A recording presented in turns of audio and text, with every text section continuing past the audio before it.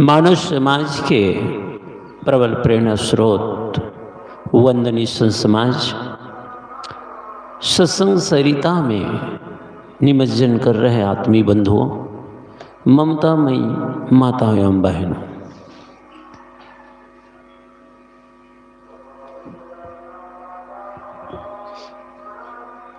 अत्यंत पूरा काल है। भारत की भूमि ऋषि प्रसूता रही है। हमारा यह भारत देश धर्म का देश। इस भारत की धरती में, इस भारत की मिट्टी में अनेकों नेक ऋषियों, मुनियों, संतों, गुरुजनों का जन्म हुआ। बड़े बड़े त्यागी, बलिदानी वीर शहीद हुए। ऐसे भारत के हम वसिंदे हैं। हमारे लिए गर्व का विषय है कि हम ऐसे धर्म की देश में, जहाँ की मिट्टी मिट्टी में, कण कण में वीर शहीदों के, संतों गुरुजनों की सुगंधी है। हमारे पूर्वजों ने, हमारे ऋषियों ने, मनुष्यों ने, संतों गुरुजनों ने जो त्याग और तपस्या करके इस भारत भूमि को सींचे, उनके त्याग, बलिदान, उनकी तपस्या से ये भारत भूमि सींचा गया है। ये भारत देश 200-250 वर्षों से अंग्रेजों के, फिरंगियों के गुलाम थे। भारत के कुछ वीरों ने, उसके मन में एक सोच हुई, समझ आई कि हम इसी देश के रहने वाले हैं और अपने ही देश में हम गुलाम बनकर रहें, दूसरों के अधीन रहें। ये अच्छी बात नहीं। लोगों के अंदर एक क्रांति की आग लगी, क्रांति की चिंगारी उठी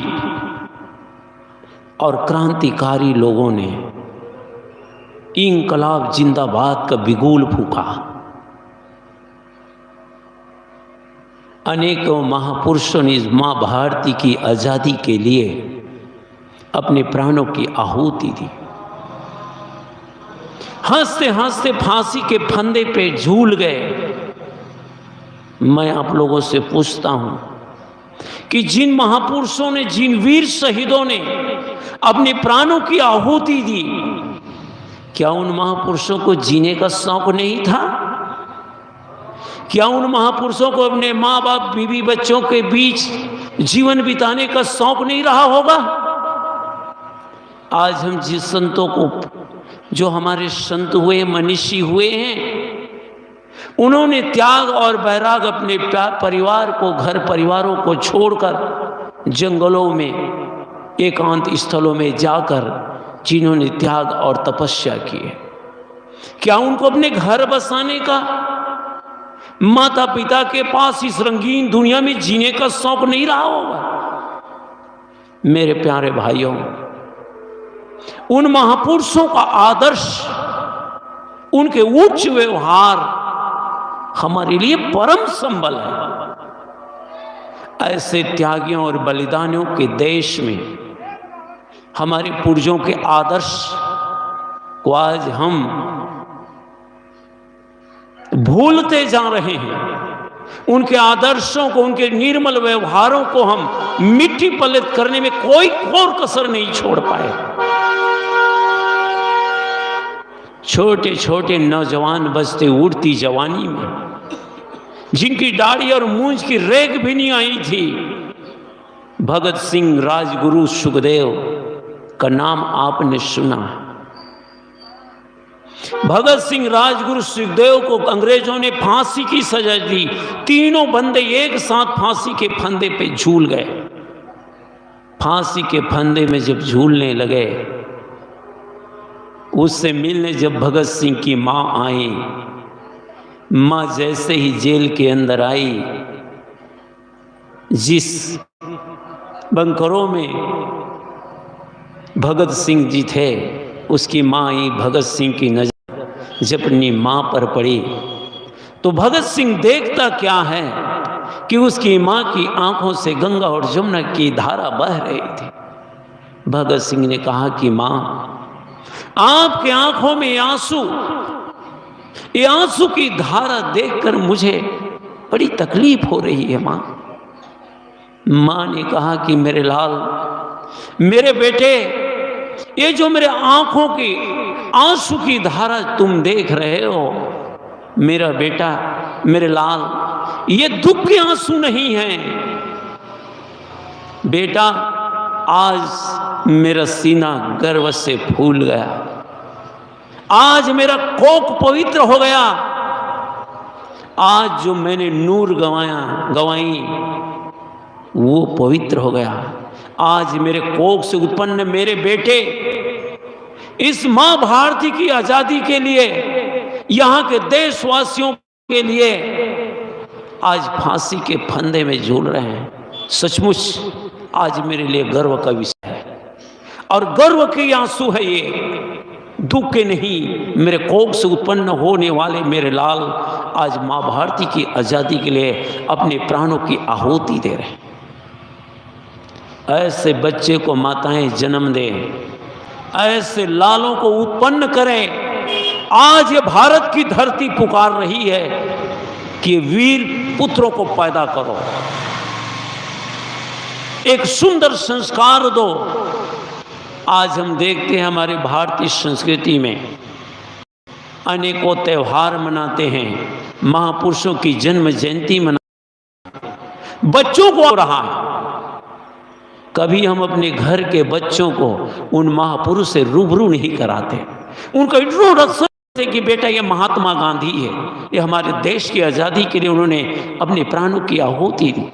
ये सुभाष चंद्र बोस है, भगत सिंह है, चंद्रशेखर आजाद है, ये मंगल पांडे है, ये भगवान राम है, ये भगवान कृष्ण है। किन किन माता पिताओं ने अपने बच्चों को बताते हो? आज हम भौतिक क्षेत्रों में खूब तरक्की कर रहे हैं, बढ़े चढ़े हुए हैं, शरीरों को सजाने और धजाने में हमारी पूरी जिंदगी बीत जाती है। जब से आप सुबह से उड़ते हो, दिन में न जाने हम अपने चेहरे को शीशे पे कितने बार देख लेते हैं। ये आप बाहरी चमड़ियों को देखते हैं, कोई fair and lovely, fair and handsome लगाता है तो चेहरा कुछ देर के लिए खिल जाता है। कहीं हम बाहर जाते हैं, अपने चेहरे को सजाते हैं, अच्छे अच्छे कपड़े पहनते हैं, पहनना चाहिए, शरीर को सजाना चाहिए, लेकिन क्या कभी अपने जीवन को सजाने के लिए सोचे हैं? जीवन को कैसे सजाऊं, कैसे लोगों के सामने मैं अच्छा आदर्श रखूं, कैसे मेरे गलत आदतें छूटे, कैसे संत और गुरुजनों के प्रति, धर्म और भक्ति के प्रति, देश के प्रति मेरी कैसी भावना और निष्ठा जगे। इन बातों पर, इन बातों की विचार, इन बातों की तरंग, इन बातों की आपके मन में इन बातों की ज्वाला भाटे उठते ही नहीं हैं। कभी हमने इन बातों पर चिंतन ही नहीं किया कि जिंदगी क्या है, जीवन क्या है। बस जिए जा रहे, सांस चल रही है, भोजन पानी डाल रहे हैं, जी रहे हैं, जीने का कोई मकसद ही नहीं। इसीलिए जीवन में दुख है, अशांति है और पीड़ा है, क्योंकि कभी आपने अपनी जिंदगी के बारे में सोचा ही नहीं। जब भी हमारी सोच होती है, मन में जब कोई भी भावनाएं जगती है, तो बाहरी चीजों की, धन कैसे बढ़े, मकान 1 तल्ले का है, 2 तल्ले का कैसा हो, खेती किसानी में कैसे उन्नति करूं, बिजनेस व्यापार में कैसे सक्सेसफुल हूं, जिन बातों का आप चिंतन करते हैं, विचार करते हैं, उन क्षेत्रों में आप जरूर तरक्की करते हैं। सोच सही हो, मेहनत और मशक्कत सही हो। वैसे ही बंधुओं, जब आप अपने जीवन पर अपने सुंदर विचारों पर भक्ति में जब आप मन लगाएंगे पूरी निष्ठा और लगन के साथ, तो स्वाभाविक है आपके अंदर भक्ति और भक्ति की भावनाएं जगेगी। जीवन पर आप सोचें, ये जीवन सिर्फ खाने पीने के लिए ही नहीं मिला है। हमारे पूर्वजों का जो त्याग और बलिदान किए हैं, हम उनकी संतान हैं। ऐसा नहीं कि इस देश को उन्नति के लिए कोई दूसरा ही काम करे। एक एक व्यक्ति मिलकर समाज का निर्माण होता है, और एक एक व्यक्ति जब हम सजग होंगे, जागरूकता जब हमारे अंदर आएगी, तब आपकी जिंदगी भी सजेगी और हमारा देश उन्नति के उस शिखर पर पहुंचेगा। ये एक एक व्यक्ति का कर्तव्य है, एक एक व्यक्ति उस पर ध्यान दें। हम सोचते रहे हमको क्या करना है यार, छोड़ो, यही तो गलती होती है। आप जैसे करें छोड़ो, और लोग भी वही कर रहे हैं, सोचो क्या होगा। ये छोटी सी नन्ही सी प्यारी सी जिंदगी है, इस जिंदगी को खुशनुमा बनाएं। ये आपका जीवन है, आपकी जिंदगी है। अपनी जिंदगी को, अपने जीवन को कैसे जीना है, इसका विचार, इसका चिंतन आपको ही करना है। ये आपकी जिम्मेदारी है। संत जन, गुरुजन आपको रास्ता दिखाएंगे। आप अपने जीवन की नैया किसी भगवान के भरोसे, किसी संतों के भरोसे मत हाको। यदि यहाँ पर हम जितने लोग बैठे हैं, कोई भगवान के भरोसे हैं, कोई संतों के भरोसे हैं, तो वो धोखा खाएगा। खुद के अंदर जागरूकता पैदा करो। हमारी जिंदगी, हमारा जीवन है, हम लोग अपनी जिंदगी को कैसे जीना है। हर व्यक्ति अपने जीवन का उद्धारक है। अपनी अपनी जवाबदारी आप लीजिए कि हमको अच्छा से रहना है, एक अच्छा आदर्श प्रस्तुत करना है, भक्ति भाव में दिन बीते। यहीं से सुख का स्रोत फूटता है, सुख की झरना बहती है, फिर जीवन में 4 चांद लग जाते हैं, जिंदगी सुगंधी से भर जाती है। अभी तो हमारी छोटी छोटी आदतें नहीं गई है, किसी को गाली देने की, चोरी करने की, ईर्ष्या करने की।